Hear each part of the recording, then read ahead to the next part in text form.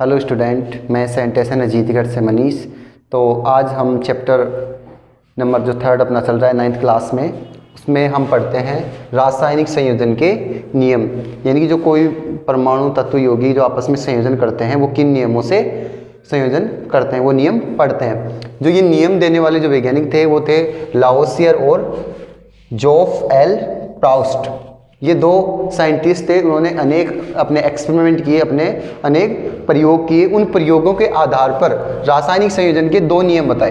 रासायनिक संयोजन के दो नियम बताए। एक तो बताया उन्होंने द्रव्यमान संरक्षण का नियम, द्रव्यमान संरक्षण का नियम एक बताया। दूसरा नियम बताया उन्होंने स्थिर अनुपात का नियम।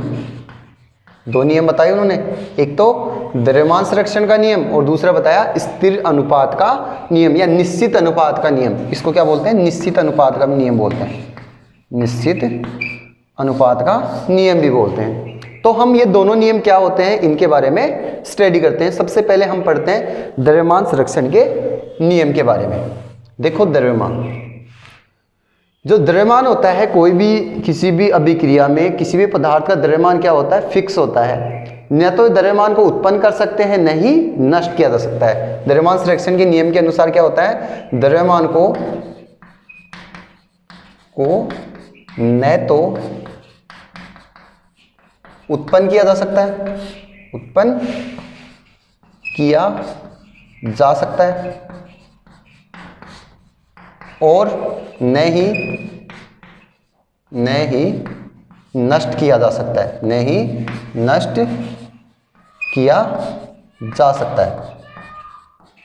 यानी कोई भी रासायनिक विक्रिया, कोई पदार्थ होता है, उसका जो द्रव्यमान होता है वो निश्चित होता है। जैसे एक एग्जांपल लेते हैं हम, C+O2 क्या बनता है? CO2 बनता है। कोयले को जलाने पर कार्बन डाइऑक्साइड का निर्माण होता है। इनको कहते हैं हम क्रियाकारक। इनको क्या कहते हैं? क्रियाकारक या अभिकारक भी बोल देते हैं इनको, अभिकारक। और ये क्या होते हैं? उत्पाद होते हैं, उत्पाद या क्रियाफल बोलते हैं, क्रियाफल। अब आपको पता होना चाहिए कि यहाँ पर क्रियाकारकों और उत्पादों में जो द्रव्यमान होता है, जो क्रियाकारक भाग ले रहे हैं और जो उत्पाद बन रहे हैं, इन दोनों में जो द्रव्यमान होता है वो क्या होना चाहिए? फिक्स होना चाहिए, बराबर होना चाहिए। क्योंकि द्रव्यमान को न तो हम उत्पन्न कर सकते हैं, न ही नष्ट कर सकते हैं। कोई भी रासायनिक विक्रिया होगी या कोई पदार्थ होगा, वो अपना द्रव्यमान न तो उत्पन्न कर सकता है, न ही नष्ट कर सकता है। तो यहाँ पर इन क्रियाकारकों का द्रव्यमान कितना होगा वो देखते हैं। कार्बन का द्रव्यमान संख्या कितनी होती है? 12 होती है, और ऑक्सीजन की 16 होती है। एक ऑक्सीजन की 16 होती है, तो यहाँ पर ऑक्सीजन कितना है? 2। तो क्या कर देंगे? 2 से मल्टीपल कर देंगे। टोटल कितना हो जाएगा? 12 प्लस 16 दूनी 32। तो टोटल कितना हो गया? 4 44। ठीक है, यानी कि क्रियाकारकों का जो द्रव्यमान संख्या है वो कितनी हो गई? 44। क्या उत्पाद में भी इसकी संख्या कितनी है? 44 है। ये देखते हैं, अगर 44 है तब तो क्या है? द्रव्यमान संरक्षण का नियम का पालन हो रहा है। नहीं होगा। तो इधर कितना है? कार्बन का द्रव्यमान संख्या 12 होता है, एक ऑक्सीजन का कितना होता है? 16 होता है। तो 2 ऑक्सीजन है तो 2 से मल्टीपल कर देंगे। टोटल करेंगे 12 प्लस 32 और टोटल करेंगे तो कितना आ जाएगा?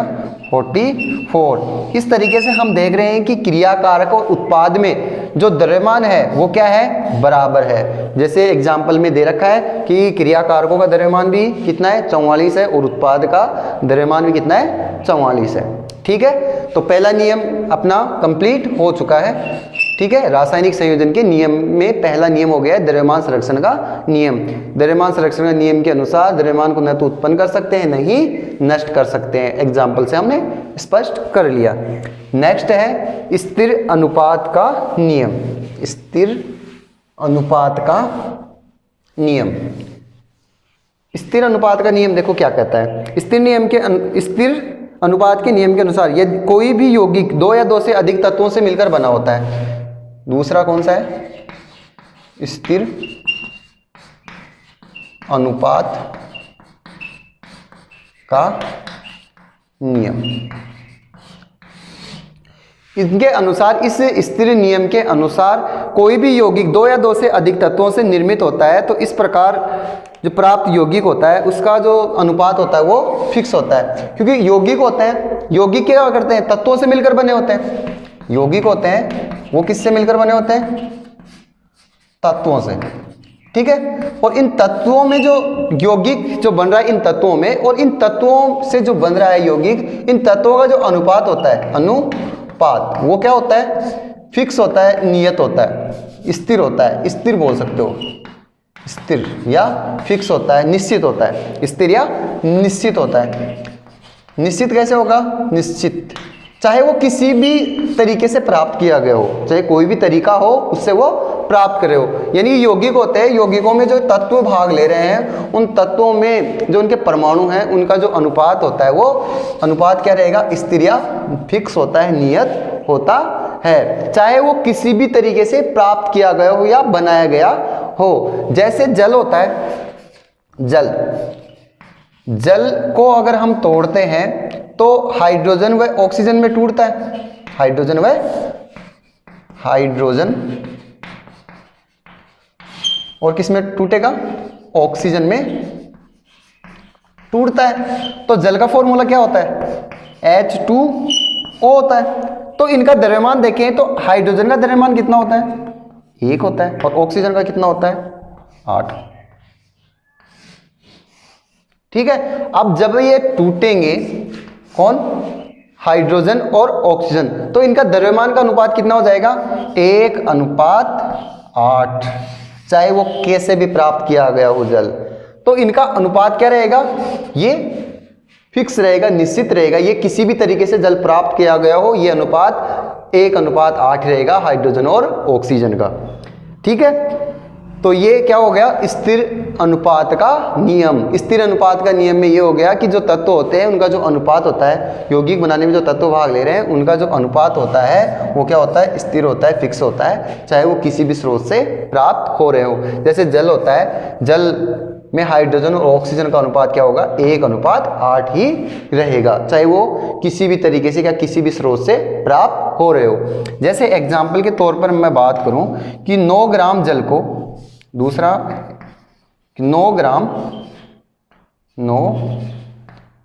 ग्राम जल को अगर हम तोड़ते हैं तो ये हमेशा 1 ग्राम हाइड्रोजन में टूटेगा और 8 ग्राम ऑक्सीजन में ही टूटेगा। तो यही क्या है, स्थिर अनुपात का नियम, ठीक है। अब इसके बाद में जो स्थिर अनुपात या रासायनिक संयोजन के नियम के आधार पर सर जो डाल्टन थे उन्होंने अपना परमाणु के बारे में सिद्धांत दिया था। तो हम डाल्टन का परमाणु सिद्धांत देखते हैं। तो डाल्टन ने अपना परमाणु सिद्धांत किस आधार पर दिया, रासायनिक संयोजन के आधार पर।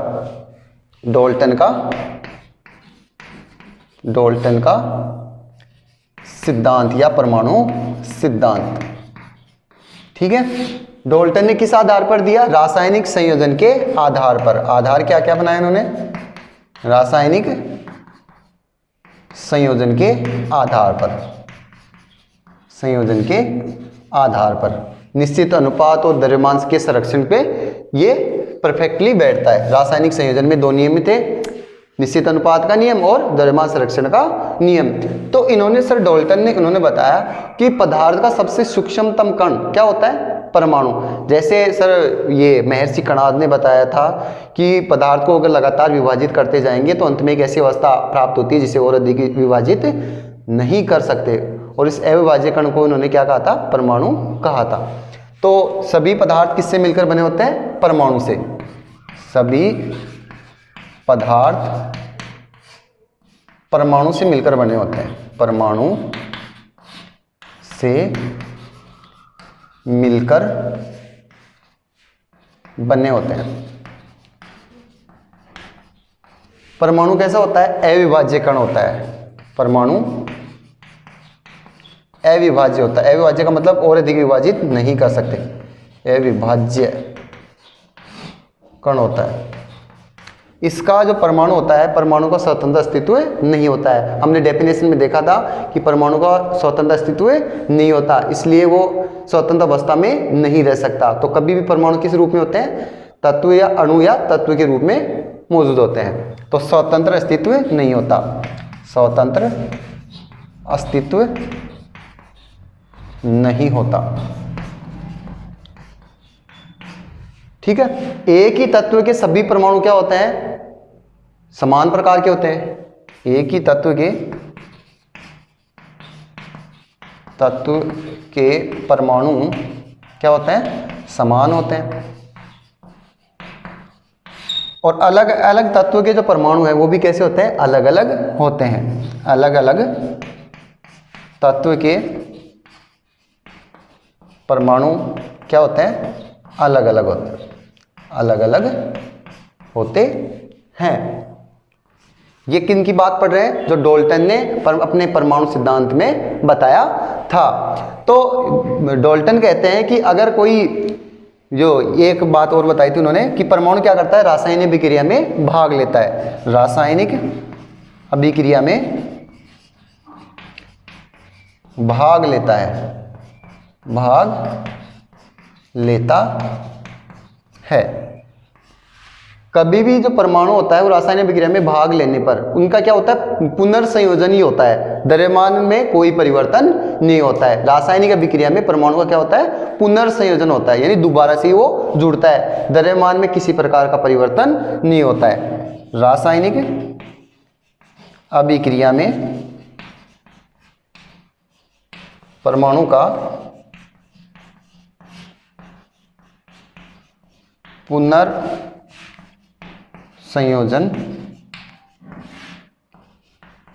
होता है।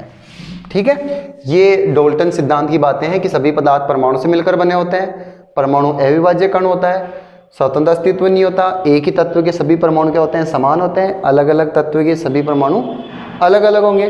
परमाणु रासायनिक अभिक्रिया में भाग लेता है और रासायनिक अभिक्रिया में परमाणु क्या होता है, पुनर्संयोजन ही होता है, द्रव्यमान में कोई परिवर्तन नहीं होता है। तो ये बात थी डाल्टन सिद्धांत की, डाल्टन ने अपना परमाणु सिद्धांत दिया था। इसी के साथ हम कुछ और चीजें देख लेते हैं इधर कि कुछ तत्वों का हम देख लेते हैं द्रव्यमान संख्या।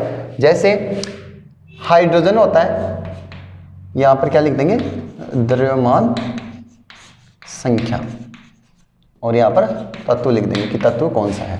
हाइड्रोजन का जो द्रव्यमान संख्या होता है वो होता है 1, द्रव्यमान संख्या 1 होती है। ऑक्सीजन का, ऑक्सीजन कितने नंबर पे आता है, 8 पे, तो 8 दूनी 16 होता है, 8 दूनी 16 होता है। दूसरी बात करें नाइट्रोजन की, नाइट्रोजन का कितना होता है, 7 पे आता है। लगभग जो द्रव्यमान संख्या होती है किसी भी तत्व का, जो द्रव्यमान संख्या होता है लगभग कितना होता है, दुगना होता है या कुछ अधिक हो जाता है, लगभग दुगने का ही होता है। जैसे नाइट्रोजन 7 पे आता है तो 7 दूनी 14, कार्बन 6 पे आता है तो 6 दूनी 12। जैसे सोडियम होता है, सोडियम कितने नंबर पे आता है, 11, 11 दूनी 22, लेकिन ये 22 नहीं होता है, इसका द्रव्यमान संख्या कितना होता है, 23। ऐसे इसका ध्यान रखेंगे। जैसे क्लोरीन होता है, क्लोरीन कितने पे आता है, 17 पे आता है, लेकिन इस 17 दूनी 34, लेकिन इसका नहीं होता 34 ने होकर इसका कितना होता है, 35.5 होता है। इस प्रकार कुछ तत्वों के क्या बताया मैंने, द्रव्यमान संख्या बताई। तो आज के इस वीडियो में जो रासायनिक संयोजन के जो नियम थे, 2, द्रव्यमान संरक्षण का नियम और स्थिर अनुपात का नियम, वो पढ़ा, और उसी के साथ हमने डाल्टन का परमाणु सिद्धांत पढ़ा। इन्होंने अपना परमाणु सिद्धांत रासायनिक संयोजन के आधार पर ही दिया था, इसलिए रासायनिक संयोजन के पहले हमने नियम पढ़े, फिर इन्होंने क्या क्या बात बताई वो पढ़ी। आज के वीडियो में हम इतना ही करते हैं, नेक्स्ट वीडियो में हम कंटिन्यू करते हैं। Thank you.